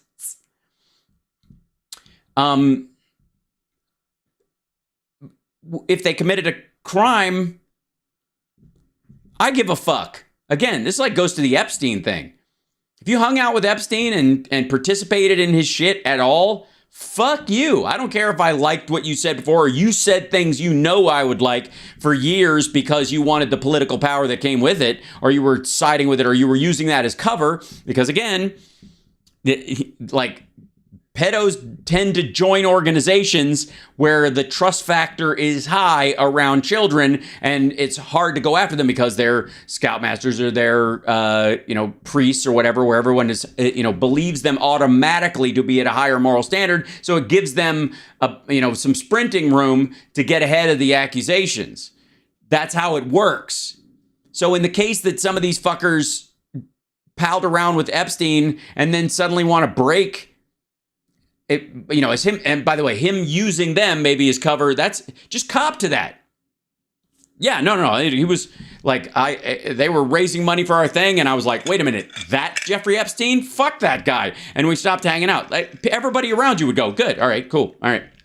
And he was, throwing money at causes all over the place, like Harvey Weinstein. Harvey Weinstein was put together some of the most women-forward movies out there. It's one of the reasons why he had the Oprahs of the world around him, because they were like, oh, good, somebody's finally making movies, for women with strong female characters. Just turns out he was sexually assaulting the women that were trying to get the job in the woman-forward movie, which is fucked up. And I'm a big, just so you know, I'm a big fan of Annabella Sciorra. She's Whispers in the Dark is a great movie. She's terrific in everything. And the idea that he made her basically have PTSD around that just enrages me on a level that it's hard for me to even articulate, because I appreciate her work so much. And I was like, I didn't know till way later that she had to go through that shit to do the movies that I watched her make that I enjoyed. And so looking back on these movies that I enjoyed very much, and it's just heartbreaking that she probably couldn't even enjoy me walking up to her and going, I loved you in this movie, because of what she was going through at that project. That's fucked up. Right. Just, sorry. I get livid about some of that shit. So, anyways, Annabella Sciorra, we love you. We think you're fantastic. I just want her to keep working and keep working and keep working forever and ever and ever. And I hope she never has another painful day in her life, and the rest of her days are just aging gracefully with joy. Because fuck that dude. Oh, my God. Oof. I wonder where Sciorra went to. Yeah. He basically scarred her. Ugh. And he's not even close to being the first or the last. We think of political persecution, By the way, why the mess? Why aren't you putting in the after the bell? I mean, if you're going to start with the whom the bell tolls, we think of that thing. Wap wap wah. I mean, use it. Political persecution, political targeting, the suppression of rights and of free speech as example, please. Oh, you mean people getting kicked off of private internet sites because they were saying shit that would get the site fined or shut down, or would drive away the customer base, which is a big part of it? Something that happens to us, to conservatives. Well, in your fucking fantasy world that you live in, because did you have any problems financing 2,000 mules, that horse shit? Mule shit? Republicans to the right. But there's a very interesting case I want to discuss, which shows that once you begin to give regimes this kind of power. Regimes. I see. Their violations of liberties become undiscriminating over time. In other words, become undiscriminate. You mean indiscriminate? There's a word for that. It's indiscriminate. All right. They start with a set of targets, and then they decide to proceed. Yeah, there's mission drift, I think they call it in the authoritarian circles. Persecute just about anyone. They persecute anyone that they see as a threat to themselves. Yeah, that's basically what they're doing. They're just like, at a certain point, you just like, tired of attacking my enemy. Can I attack some of my friends for a while? That makes sense. Even if the threat is coming kind of from their own political aisle. Yes, I understand. own political aisle, because side of the aisle, but. And George Orwell talks about this, in which the communists begin by trying to go after people that they see as anti-communist or bourgeois. But pretty soon they're persecuting socialists and other deviant brands of communism, so that deviant, yes, porno communism. The political weapons are wielded in a kind of promiscuous way. I see. So in going after dirty, deviant commies, they'll just fuck anybody at this point? Now, I saw this because of a post by the Justice Department. They said that you... You mean the federal government posting what they do regularly all the time? Lots of things like this, and one of these caught your eye. U.S. citizens and Russian intelligence officers are charged with conspiring to use U.S. citizens as illegal agents of the Russian government. And I'm like, wow, this seems a kind of strange echo of Russiagate. No, it's an ongoing fucking thing. If anything, it is a refutation of Trump's idea that, I don't know why Russia would even do shit like that. It's not a big deal. And Russia collusion, the Russians are somehow manipulating Americans, and they're trying. And it's working in this case, apparently. I was expecting to read about the Proud Boys or some militia group that the Russians are supposedly trying to get into. I see. Obviously, the mess's problem is that he somehow thinks that Russia sides with his side of the aisle, ultimately, and not that they are just fucking with everybody, and that they created fake pro-Trump maggot groups and fake BLM groups, and then they set them, they had to back the blue groups. China did this as well. Would have back the blue groups and BLM groups that they set up fake online, and then they would set a gathering, at the same time. Everybody would get a message on the same day. Hey, we're having a meeting at this corner about this particular issue, to bring people who are against each other to the same place at the same time. Not even letting them know. Like, they show up and they're counter protesters when the expectation was nobody even knew this protest was going to happen per se, just so that they could start a fight. That's been ongoing. That I think ultimately, if anything, the mess is maybe this close to realizing the Russians are not on our side. They're not on his side. They're not on anybody who lives in a democratic country's side. Turns out, no. The people arrested are, there's a Russian guy who supposedly is... That's weird. Russians helping Russians? The Russian agent. And there are 4 black American leftists, 4 socialists, who are charged with being, quote, agents of Russia. So this... Okay. What are you saying? The Russians have stopped discriminating, and you find that discriminatory? Piqued my curiosity. Yeah, anytime, like, wait a minute, black people going to jail? Fascinating. Tell me more. I was like, what have these people actually done? Well, it turns out that they've done essentially nothing. The leader of this group is a black guy named Omali Yeshitela.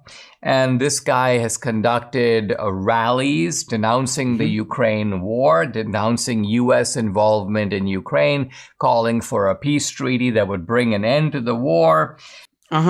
Yeah, at very specific times. Yeah. And this, as I listened to the guy talk, it's a little over the top. It's a little bit incendiary, but it's essentially socialist rhetoric. And socialist socialist rhetoric. What is socialist about not wanting Ukraine to be able to defend itself against Russia? What is inherently socialist about, say, the Ukrainian diaspora and their entire country being wiped clean by the wrath of God? Rhetoric, let's remember, has this kind of anti-war dimension. It sees the left does, right? The right, absolutely not. The right is always pro-war, no matter who's involved. Warness. And sees war as a kind of mechanism that capitalist societies use to divert attention away from the plight of the working class. So there's... Which is, the mess also believes that. He just thinks that's a good thing. There's nothing really all that unfamiliar, and anyone who knows the rhetoric of the 60s, this is the rhetoric of the 60s all over again. They're getting paid specifically, and they're getting material support from foreign agents that are directing what and when they're going to say. And again, you can hire true believers, but that hiring practice is still in and of itself illegal. These same guys, these 4 black socialists, are also accused of posting memes and blogs and other political content protesting against the war in Ukraine. Well, obviously, no, they're not protesting against the war in Ukraine. They're protesting against Ukraine's existence. Because they're not, obviously, if they're getting money from Russia or they've got a Russian agent who's working with them, they're certainly not saying bad things about, they're not trying to end the war by Russia leaving, which would be the simplest and easiest and quickest way to end the war. If Russia just got the fuck out. War that, by the way, they see through a lens of racial injustice. Yes, it's black Russians being attacked by the evil Slavic. Well, the word slave comes from Slav. Never mind. Now, 2 white countries fighting each other, and the idea is that one side deserves to be able to destroy the other one because of racial injustice. The first thing to be noted is that the United States itself does a lot of this all over the world. In other words, does a lot of what? Manipulating language, spies, and we've according to the Demes here, we do a lot of internalized propaganda and fuck what's up. The Jasmine Revolution, that was all us. Middle Easterners don't stand up against their government. They're basically pets. They just do whatever the mullahs tell them because they're all kind of simple. And so anytime anyone in the Middle East rises up, it's because the CIA, had a carrot and a stick. The Russians are accused of somehow encouraging or supporting marginal groups on the right and or the left to push, let's end the war in Ukraine, let's oppose the Biden administration. If the Russians are doing that, the United States government does that frequently, using vehicles like the National Endowment for Democracy. Yes, overtly. Supporting democracy. Not covertly, and not by pretending or undermining, like sending people in who are anti-authoritarian in those particular instances to just undermine them in general. He's going to equate this with us supporting, like, our own State Department supporting, Hong Kong democratic activists. United openly. States posts false information, disinformation, certainly shares information that's sympathetic to the U.S.'s own official position. Yeah, but overtly. And what false information is he talking about? And tries to get local groups in those countries to circulate this. So if this is a crime, we're doing it. And we're doing it on an international scale and in a And no, encouraging groups or funding sort of like groups who are being marginalized in a country and supporting them is different than paying to play. Specifically setting up the website, setting up the people, directing them, telling them what to say. As a matter of fact, the United States gets into a lot of shit because we give people a lot of leeway in how to push their agenda. And a lot of times it blows back on us because they weren't completely on board. And we were like, hey, this is your country. We just think if you'd rather have like elections, right? We think elections are good. You guys want elections. And you turned out to be an asshole. Okay, you wanted to be elected so you could stay there. Oops. Scale, then one Russian guy, I forget his name. It's in here. Alexander. Then one Alexander Viktorovich, who is in cahoots with 4 black.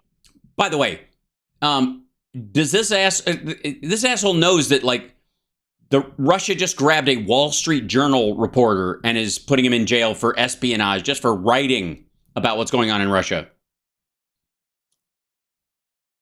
They recognize, like, none of these people are like journalists in this regard. We'll get to the details of it. I'll look it up while he's black radicals. So that's the first point. The U.S. government. By the way, the idea that that Dinesh is playing the race card in this situation, I suppose, by the idea is like, well, they're black radicals, and therefore, I don't know. Isn't the left? Doesn't that mean they're finally attacking their own? Instead of just going, no, these people are full of shit. They're selling a story that they don't actually believe, or they're being financed by a foreign group and they're aware of it. Does this all the time. And yet the articles that are talking about these arrests never mention this. They talk about something that's going on. They act as if it's extremely chilling. And they, in fact, they typically, these news articles and reports treat allegations as fact. Here is an actual exchange. Jim, this shows how active Russia is in our democracy. The reporter goes, indeed. So, and then goes on to read from the indictment. So it's as if the indictment has already been proven, case closed. This Russian guy is accused, so he must. Hold on. Back the fuck up 1 second. I'm trying to find this. Let's see. Trying to find this one. Jim, this shows how active Russia is in our democracy. The reporter goes, indeed. So, and then goes on to read from the indictment. So it's as if the indictment has already been proven, case closed. That's how reporters are fucking talking about it. Case closed, nothing. The Justice Department actually has to still go through and have a fucking trial. This Russian guy is accused, so he must have done it. The African socialists are accused of collaborating with him, so they must have done it. Now, what does collaboration here actually mean? These guys don't work for Russia, even though the indictment seems to say that they work. Is this, by the way, did anybody get the feeling that Dinesh is getting a little nervous from this? That there's a reason why this particular story stuck out to the mess? Where he's like, wait a minute, I'm sorry, what? If the Russians finance what you're doing and you willfully take that and other people are getting arrested for that, do you get the feeling this is a flop sweat moment for him? By the way, can I just show you, I believe he's getting this from the Justice Department in here, but this is the Justice Department's criminal division. There's tons of stuff on here. So it's interesting just in context what stood out to him and what didn't. First one up is jury convicts 4 leaders of Proud Boys for a seditious conspiracy. I wonder why he jumped right past that one. Can't imagine. Next one up, Attorney General Merrick Garland delivers a statement following the jury verdict in the Proud Boys trial. Man pleads guilty to dogfighting offenses. That did not attract the mess's attention. Podiatrist sentenced for fraudulently billing Medicare nearly $2 million under a false identity. That's all right. Good way to be on it, guys. Deputy Assistant Attorney General Lisa H. Miller delivers remarks at the American Bar Association's Institute on Healthcare Fraud. Colorado man pleads guilty to federal hate crime for church arson. That didn't stand out to you. That didn't interest you. Guy sets fire to some churches. They get a guilty plea. He's going to jail. Doesn't matter to you. All right. Okay. Kristen Clark remarks to announce agreement in civil rights and environmental justice investigation of the Alabama Department of Public Health. Multiple men indicted in Utah for firearm offenses, including allegedly attempting to smuggle 34 guns into Mexico. One would think they'd be excited about that, right? All right. No. Let's see. Can we find these folks? These guys, the United States remains committed to utilizing transnational organized crime rewards program to bring transnational cyber criminals. This is the Russians that they busted. Vessel operator, captain, and chief engineer convicted of environmental crimes. Justice Department resolves sexual harassment lawsuit against Massachusetts landlord. 45 Minneapolis gang members and associates indicted on federal charges. This seems like stuff that the right wing would be applauding in some ways. I wonder why the mess ignores all this. Cyber criminal network fueling the global stolen credit card trade is dismantled, announced with the Secret Service, who are a branch of the Treasury. Let's see. Federal Violent Crime Strategy. Principal Associate Deputy Attorney General Marshall Miller delivers remarks to the Ethics and Compliance Commission. Okay, blah, blah, blah. 3 MS-13 gang members convicted of racketeering and violent crime conspiracy. That's good. Hey, why aren't you talking about that? The mess. Network of transnational fraudsters indicted for racketeering scheme to steal millions. Young man admits transporting automatic weapons parts into Mexico. Again, the gun trade going in. Operation Spector. This was a big deal, by the way. This story... I read all about this the other day. This Operation Spector, a massive coordinated operation targeting darknet drug markets. They dismantled this giant Tor-driven dark web sales, like flea market for illicit drugs. Culminated recently in the seizures of over $50 million in cash and virtual currency, crypto, and 1,875 pounds of potentially lethal drugs, and 288 arrests. And they believe it's going to be a cascading thing. That one's going to lead to dozens of other arrests because people are rolling on other people. Yeah, Garland is kicking ass. American living in Mexico caught trying to export 5,680 rounds of ammunition. Again, most of the guns that show up that are being used by the cartels they come from the United States. Man sentenced for $1.1 million COVID-19 fraud scheme. And I never thought that Marjorie Taylor Greene would turn on somebody she'd slept with, but whatever. I'd probably save her jail. Former elementary school teacher sentenced to life in prison for sexually abusing children. That you'd want that. Why I thought Biden was all in on that stuff. Why are they doing that? Why would they stop the people like that? I thought only Trump could stop those folks. Okay. Joint Criminal Opioid Darknet team enforced. This is Operation Spector. That's that same one. Chicago man indicted. Blah blah blah. I don't see the 4. This week in justice. First Step Act. Blah blah blah. National Crime Victims' Rights Week. Nope. I don't know why. I don't know why you'd be nervous about somebody getting paid by Russia to produce misinformation, Dinesh. I don't know why that is. Russian agents, so that they were that they were activated by the Russians. The simple truth is nothing more. The word that's used in the indictment is that this guy, Alexander Viktorovich, Hold on. I'll just look up Alexander Viktorovich. Hopefully that will help us find... okay.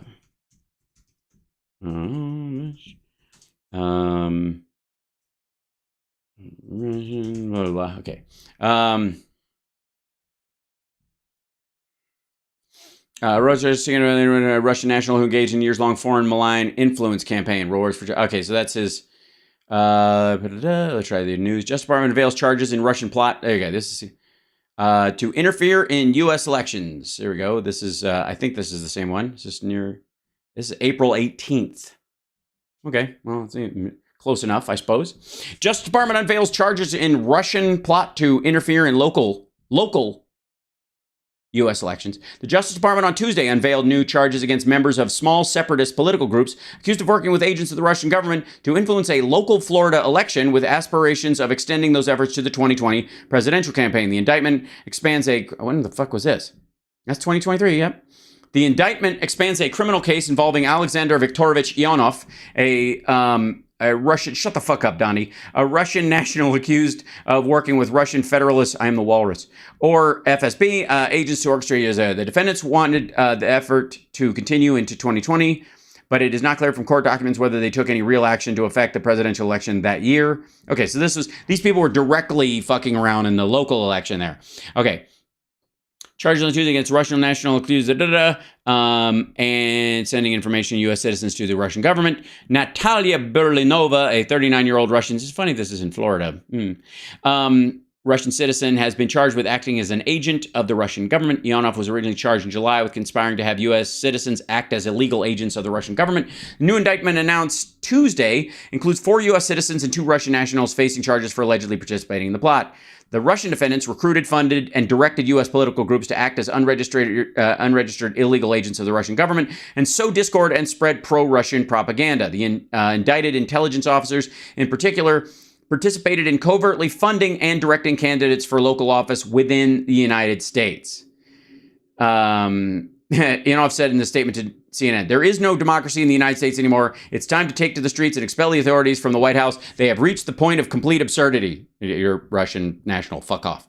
According to court documents, 3 men recruited American separatist activists and political organizations to push Russian propaganda and work with local groups to run candidates in at least 2 local elections in Florida.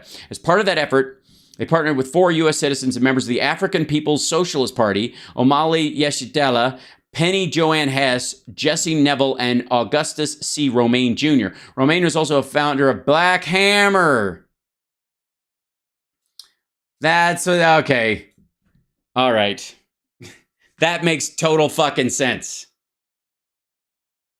All right. So Black Hammer, I don't know if you guys know Black Hammer, but they're a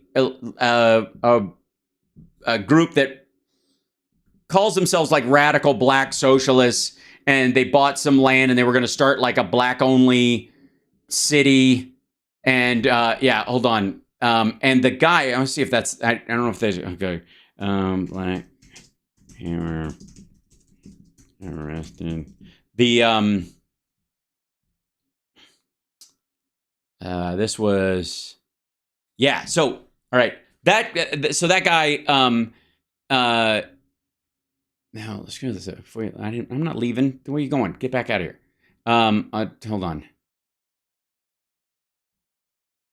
Yeah, here it is. So this is the guy. All right, this is so good. This is so good. Oh, it's so good. I had no idea it was this good. It's this good. Okay, so the part of the effort that they were engaged in was hold on, let's shrink this down in here. 3 men recruited American separatist activists and political organizations to push Russian propaganda and work with local groups to run candidates in at least 2 local elections in Florida, and prosecutors allege. Now, Black Hammer was openly soliciting funds and got some overseas shit. All right, this is fun. As a part of the effort, they went after this guy, Augustus C. Romaine Jr., also known as Godzi Kozo. Now, Godzi Kozo used to make YouTube videos, and bless his heart, he's queer as a football bat, as they say. He's gay, and had, in the world of, I guess, extremist black socialist circles, has had a rough go of it in that regard, until he founded his own group, Black Hammer. And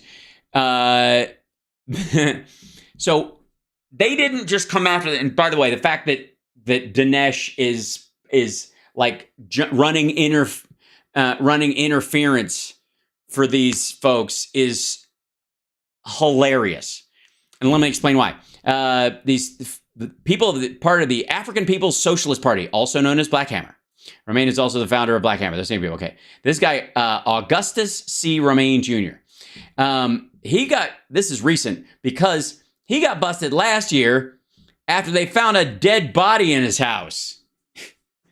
Godzi Kozo, who dresses up like the Joker and called Anne Frank a Karen. That's right. They found a dead guy in his house. And they arrested him on that. And then as they started to unpack the weird fucking goings on at that house where they were all gathering, they found a dead body.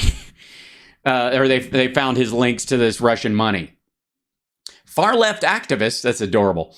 Godzi Kozo, who's also Augustus C. Romaine Jr., rose to internet notoriety last year with a series of bizarre online pronouncements he made as the leader of a fringe communist group called the Black Hammer Organization. Kozo's online declarations, including claiming the Holocaust victim Anne Frank was a whiny Karen, seemed designed to go viral. Yeah, he's bullshitting around, just trying to make a name for himself. But on Tuesday, Black Hammer, dubbed a cult by some former members, culminated in tragedy. That morning, an anonymous caller in a suburban Atlanta home rented by Black Hammer contacted police to report that they were being held against their will. When police searched the home, they ordered Kozo and 9 other people outside. In the house, they found an 18-year-old man named Amante T. Ammons, dead of what police called an apparent self-inflicted gunshot wound to the head. Now, Kozo, a 36-year-old whose legal name is Augustus C. Romaine, faces a bevy of criminal charges, including aggravated sodomy, 2 counts of conspiracy to commit a felony, 2 counts of false imprisonment, 2 counts of kidnapping, 2 counts of aggravated assault, and 2 counts of criminal street gang activity, according to the press release from the Fayetteville Police Department. Further details on the charges weren't available Wednesday from the police. I'm surprised it took this long. Savvy, a former Black Hammer member. Another Kozo associate, 21-year-old Javier Russian, was also charged with several crimes, including kidnap, assault, and false imprisonment. Ammon's death has led former members to consider the bizarre environment that Kodzo, riding a wave of internet fame and crazed ambitions of revolution, created in the group. I'm surprised it took this long. Even as Ammons lay dead inside the Black Hammer house, though, Kodzo kept his eye on the prospect of social media fame. In a Facebook video posted as Romaine and other Black Hammer waited outside the home under police guard, Kodzo seized on the idea that the police raid and that dead body would bring more online attention to himself. More media, more followers, more, advancement work, more movement, more greatness. So be it, sweetheart, said Kodzo. Black Hammer began in 2019 after he left another far-left Black activist group. So this, they effectively raped and murdered this guy. And because they held the gun to his head and blew his brains out, then they circled the wagons on this. It's hard to prove that he didn't shoot himself, but they had, So anyways, Gazi Kozo's gross, and everybody involved in this is a bunch of fucking lunatics, and they were getting Russian money so that they could undermine fucking elections and run people in their thing. And this is who Dinesh is defending, by the way. Please let him discover who Gazi Kodzo is by the end of this. Holy shit. One of, quote, directed these fringe groups. Well, how did he direct them? These guys never saw themselves as agents of Russia. They didn't have the money to do anything, and they got the money to do shit. They paid for the campaign stuff, stupid. Took positions that they already believed. But they got money to put those things online, to hire editors and to get campaign materials and filing. They paid for the filings and their rent with Russian money. Maybe that the Russians were like, let's have a rally, we'll help to pay for it. And my point about all... Yeah, that's it. Let's have a rally. That's what the Russians said. We'll have a rally. We'll help to pay for it. Let's have a rally. This is big deal. It doesn't really matter. Again, this is making Dinesh nervous because he got some money from Russian sources, and that's why he's worried. That's what this reeks of. Let's say who financed 2,000 Mules? For example, that who paid for Trump card? Who paid for your anti-Obama movie?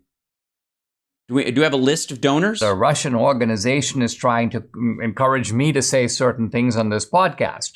In fact, there's no such organization. I say what I actually think. But my point is... Right, but if they were giving you money to help you expand that reach, help you pay for your editors, help you pay for the set, help you buy equipment and stuff, that's the same thing. Just because you're a true believer doesn't mean you can take that financing. If there were, so what? I can still say whatever I want. I still have a First Amendment right that is in no way canceled out. Well, Dinesh, it's Russian propaganda. So what? That's right. Yeah, Dinesh does not care if what he's saying is Russian propaganda. As a matter of fact, he hopes it is. As a matter of fact, Russia, if you're listening, Dinesh needs money. It doesn't really... Oh, Dinesh, it's disinformation. So what? Right. There you go. It's a good hard sell, Dinesh. You found yourself in a great spot. So what if what I say is Russian disinformation? So what? I want to say it. Great. Okay. Cool. Excellent. I'm glad conservatism still has some meaning. Our rights are not canceled by the fact that they are quote directed. They ran campaigns. Dumb fuck. Read the actual articles. Or stimulated or encouraged or cheered. I see so many times in the press, Tucker Carlson's statement on Ukraine has been reproduced, has been quoted in Russian media. So what? Well, because you look at the people who are applauding what you say, and then you look at the fact that they sent rape squads into Bucha, for example, and you correlate those things. Right? You do get that if somebody awful really likes what you're saying, it might be because you're saying really awful things. Also, just because people bitch about Tucker Carlson saying that shit has had zero impact. on his ability to do it. He wasn't kicked to the curb from Fox News because he was shitting on Ukraine or applauding Russia or Hungary. Tucker Carlson is saying what he exactly thinks. He's defending the interests of the... How do you know? How do you know? Because there is no standard on your side. You've just said so. How do you know Tucker Carlson's really saying, first of all, we know he lied about Trump. We know, his text messages show that he thinks Trump is a monster and a piece of shit, but on air, he supports the guy. So we already know he's got an on-air and off-air duality about an issue. And he's admitted to it. As a matter of fact, they call his show entertainment to avoid what he says on the air having to be true. That's how they've gotten out of it in court cases in the past. So we already have established that Tucker Carlson is a bullshit artist. So and then we established that this motherfucker and people like him don't care. They just want to hear what they want to hear, whether it's true or not. And they don't care if the lies come from a source that is engaged in horrible, inhuman violence. They don't care. So why would Tucker ever worry that he'd be held to that standard by his audience? He isn't. And Dinesh has just said, you won't be. We don't care. If you're saying what we want to hear, we don't care if it's true or not, and we don't care where it came from. No matter who, if I find truth in what a serial killer says, then that's not reflective on my character. That's just because he happened to say stuff that's actually true, even if it's actually not. The United States as he sees them. If the Russians happen to agree with the point he makes, again, that in no way undermines its validity. And sure it does. It absolutely does. Character to character. Of course it does. And it's not the Russians, by the way, in general. It's Solovyev and state media in Russia. We're not talking about fucking bloggers, in the underground or Russians in an interview. We're talking about state media using clips of him to sell their point of view, which is not the same thing as Russians in general thinking this. This is the Russian government messaging this specifically. No way proves that it's untrue. Well,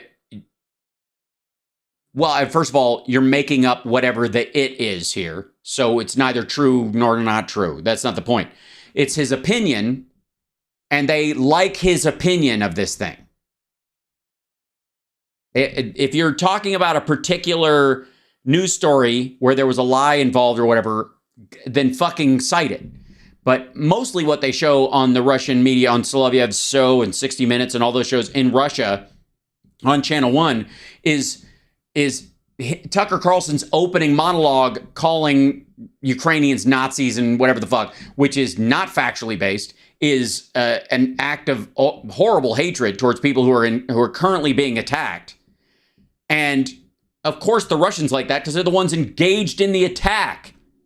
But I think the broader point I want to make here is that black people, the left needs to be a little bit careful in cheering the FBI, cheering the CIA, cheering these organs, these police state organs of government, these police state they're not police states. We have police. We have law enforcement in this country, and we have intelligence gatherers. We don't have a fucking police state, Dinesh, or you would be in fucking jail right now.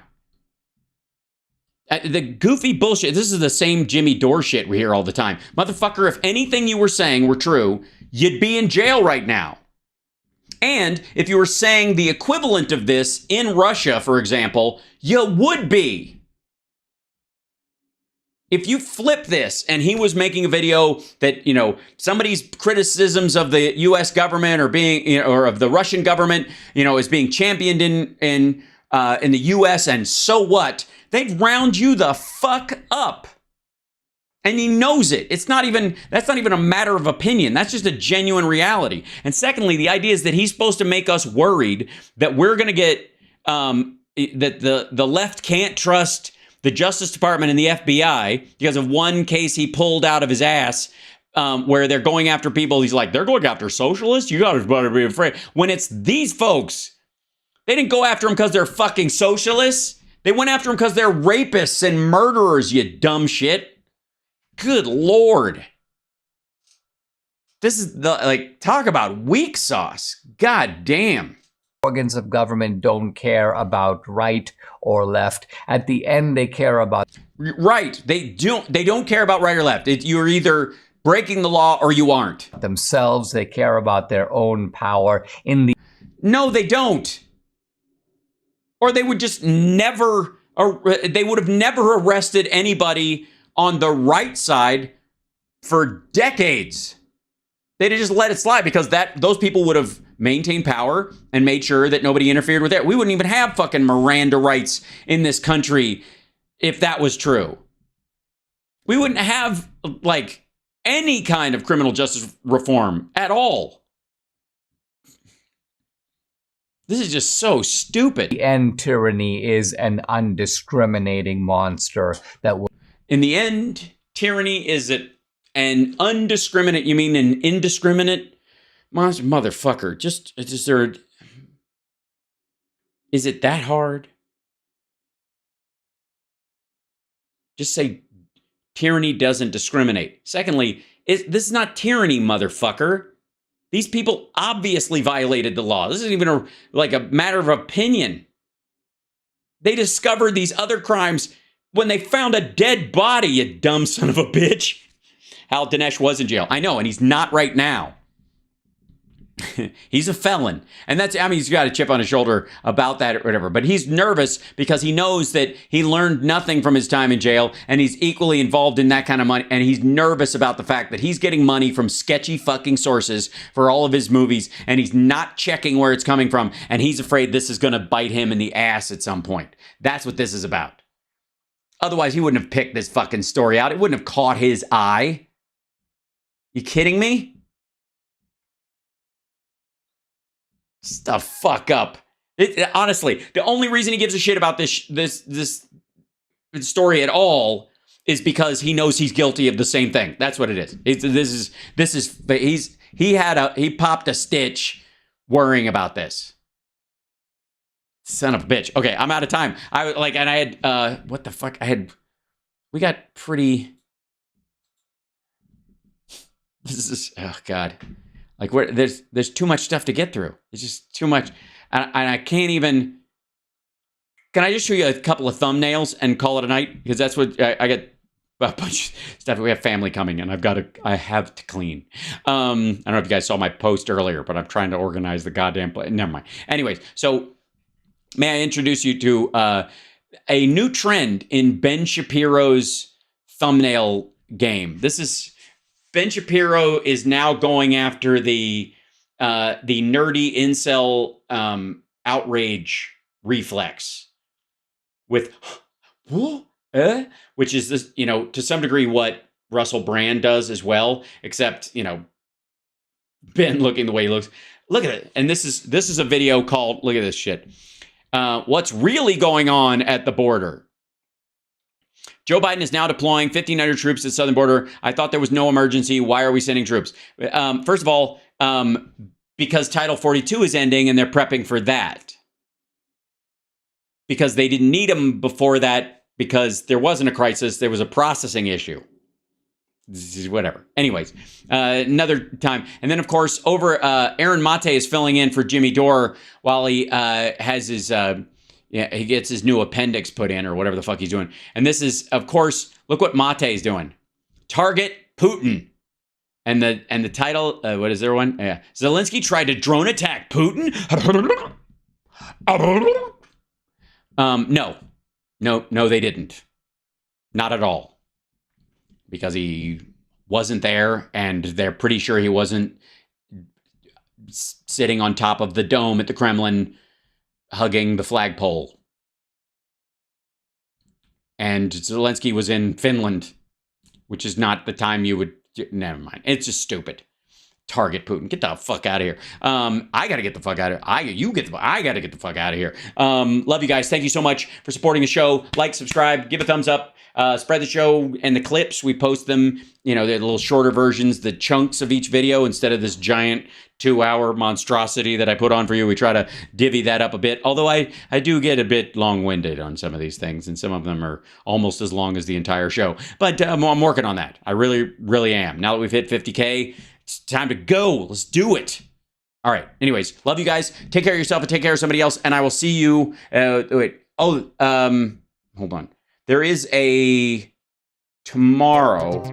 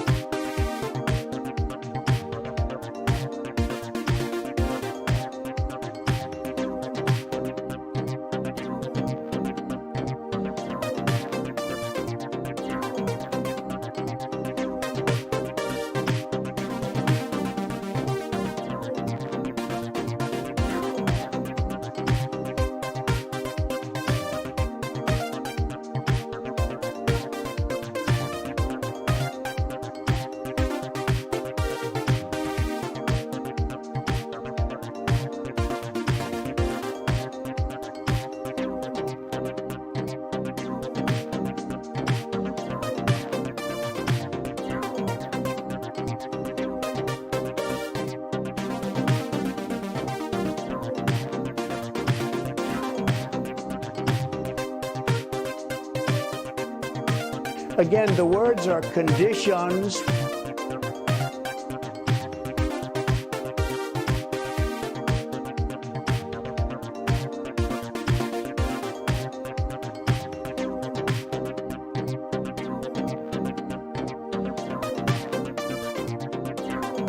I don't read, obviously.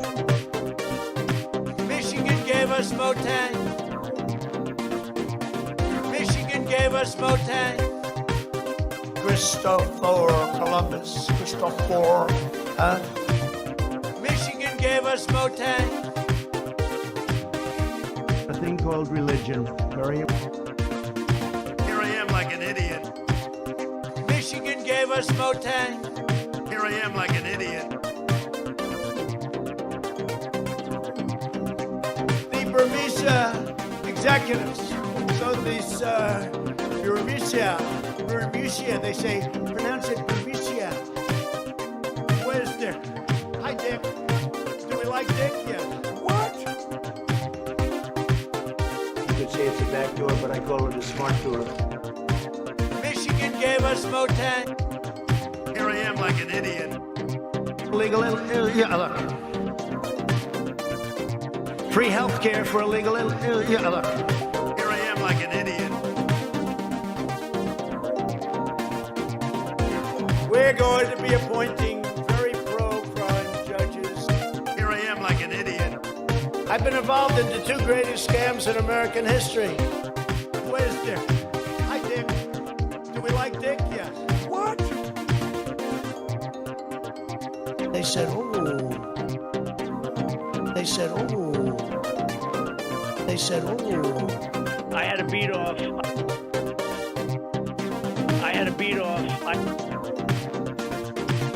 When they gaze upon Yosemite, Here I am like an idiot.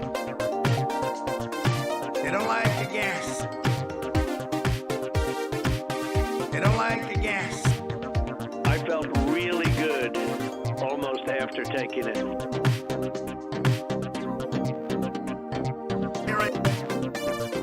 Here I am like an idiot.